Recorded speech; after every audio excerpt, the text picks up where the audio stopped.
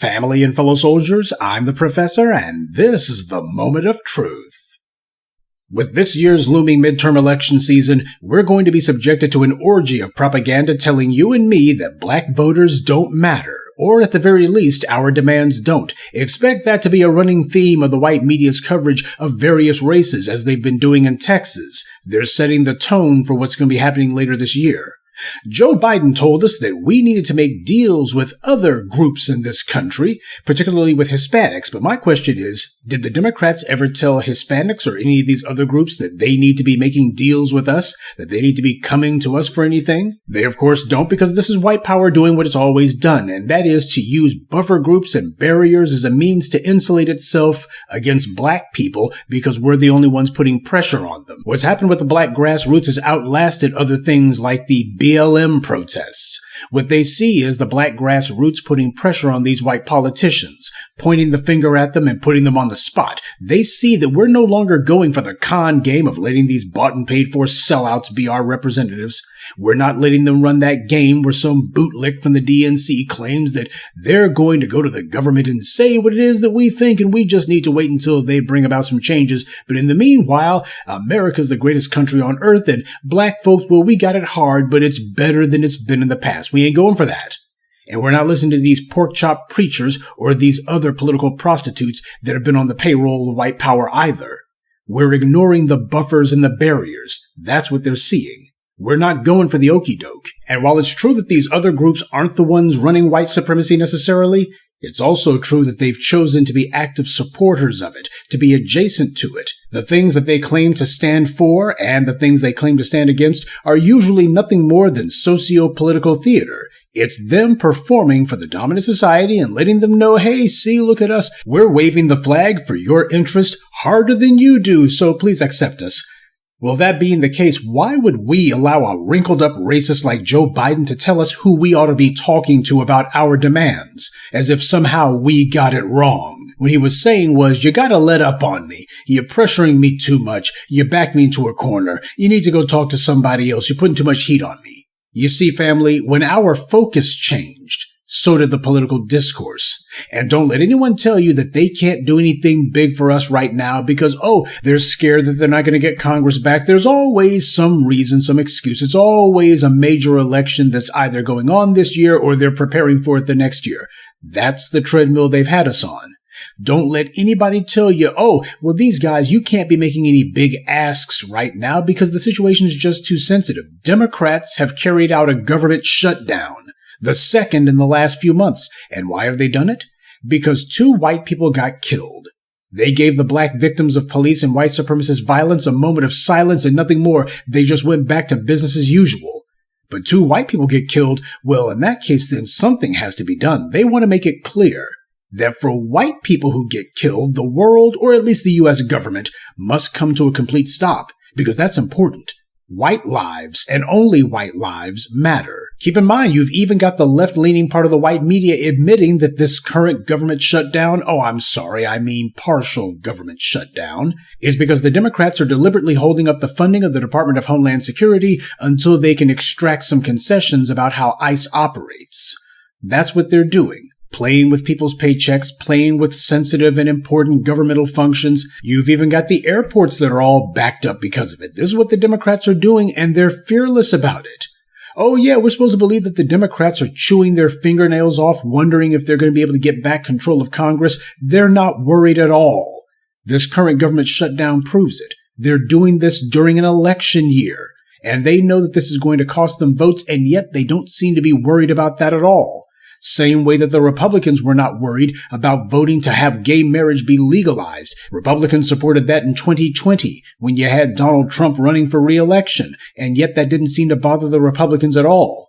You see, the contempt for black life isn't some coincidence. It's the entire point. This is them establishing what's important and what's not. There's been an aggressive effort going on for the longest time to convince black people that our vote doesn't matter, or it doesn't matter so much that we ought to be ignored. Look at this group over here. This group, they've got all this rising political clout. You see, it's their opinions that matter. We got to go ahead and produce for them. We can't be bothered about black folks and their demands. There's much more important things and more important groups that we need to be paying attention to.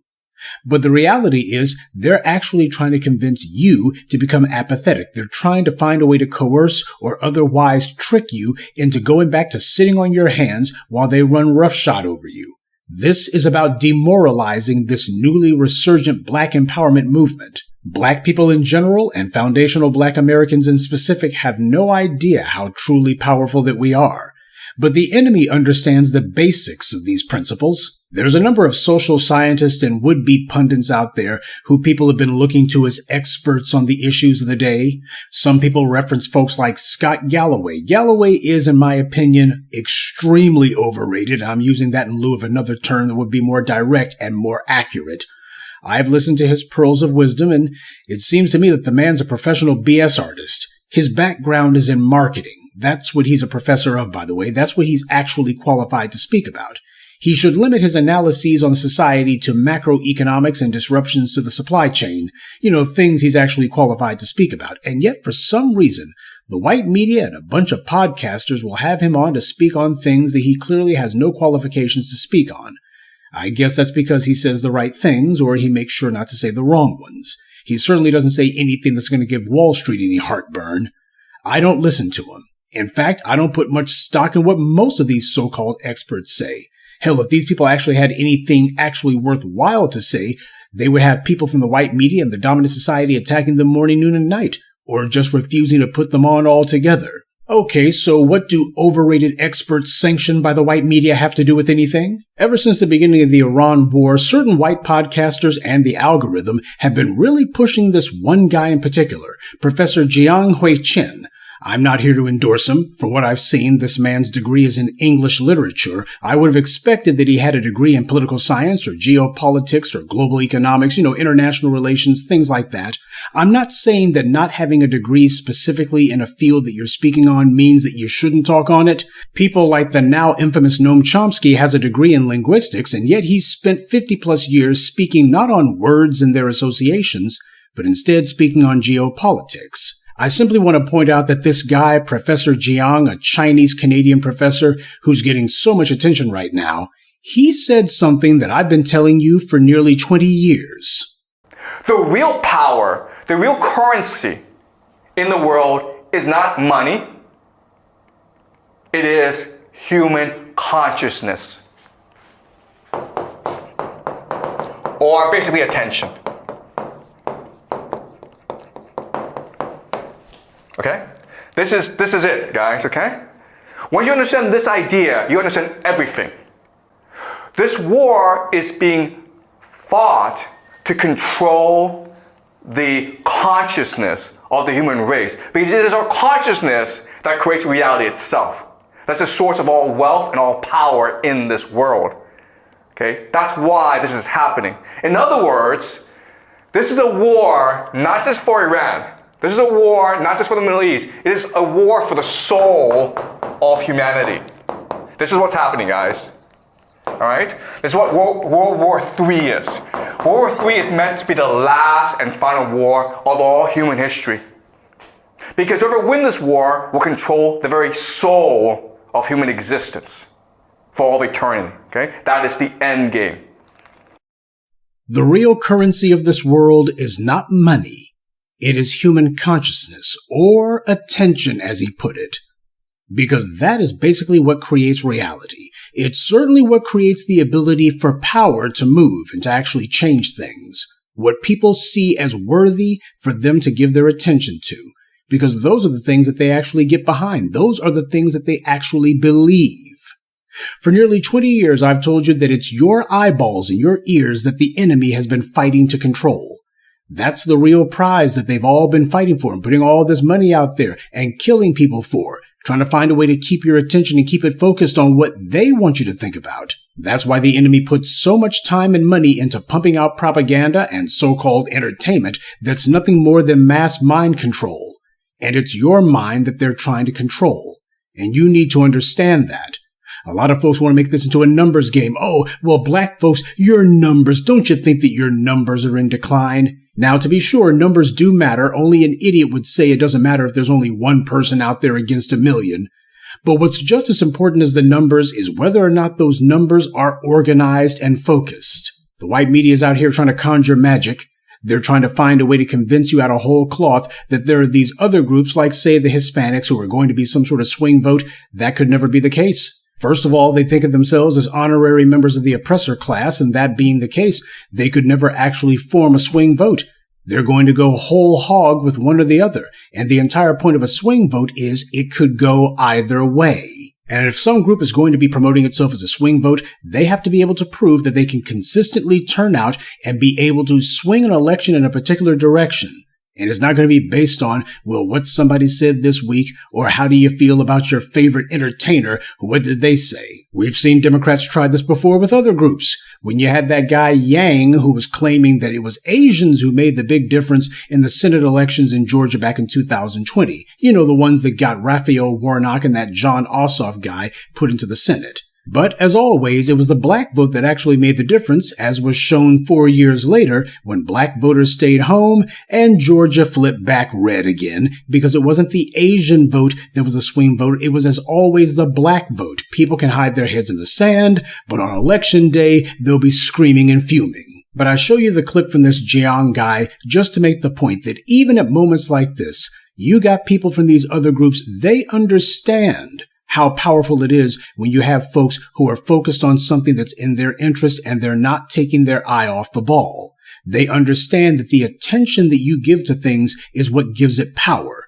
And that's the reason why you got all of these other groups, all these other entities who are constantly trying to convince you that it doesn't matter what you say. It doesn't matter what you think. It doesn't matter what you're focused on. You don't have the ability to change anything. And yet these exact same people will be fuming, raging, and quaking in their boots when they see you actually dig in your heels and put your foot down about something. Do not ever let anyone convince you that your opinion or your ideas or your demands do not matter. Don't let anybody tell you that just because you care about something, well, nobody else does. You get enough black folks who are on the same page, and it doesn't matter what anyone else cares about. Our focus has been the most powerful tool that we've had.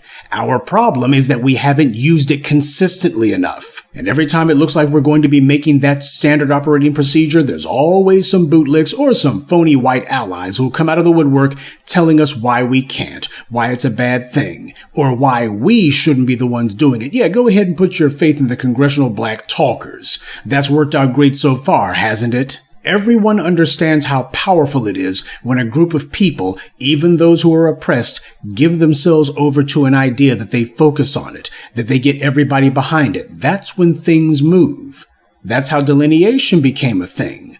People who were focused, wasn't sitting around taking an opinion poll or waiting to see if the NAACP or some other professional do-nothing organization will sanction it, wasn't waiting to see what black celebrity is going to get out there and name drop it. It came from the soil. It came from the grassroots. It came from you. And the fact that you gave your attention to it, you focused your energy on it, that's what made it take off. That's what did it. And that's the purpose of this morning's briefing. To let you know that while all these other groups are trying to get you to believe that you don't have any power and that you shouldn't be focusing on things and whatever it is that you focus on, well, you're black, so it doesn't matter anyway, because how much power could you possibly give to it? And yet, when they think you're not listening, what are they saying? The only true currency in this world, the only true power, is what a group of people choose to focus on, what they focus their consciousness towards, what they devote their attention to. Yeah, they'll tell you one thing, and then as soon as they're done with that, as soon as they think that you've fallen for the okie doke, they go behind closed doors and say the opposite. Because while it is true that the things that you give your attention to empowers these things and gives it strength, it's also true that, as we've shown with our election posture, the things that you choose not to give your attention to, the things that you starve for your attention, they tend to shrivel up and blow away. Now, that's something that this Jiang guy didn't say, but it's on the flip side of that little observation that he made, and it's what the black media has been telling you about for nearly 2 decades now. That's what the power is. The power happens to be in what you give your attention to. And anyone who calls themselves trying to tell you otherwise, that's someone you should give absolutely no attention to. Good day. And be one. I'd like to take a moment to mention some of our contributors. Isaac, Regina Nixon, Sean Allison, Michael Gilmore, and William Outlaw. Salute to them and thank you to everyone for listening, liking, and sharing this message. Black empowerment only exists because of you.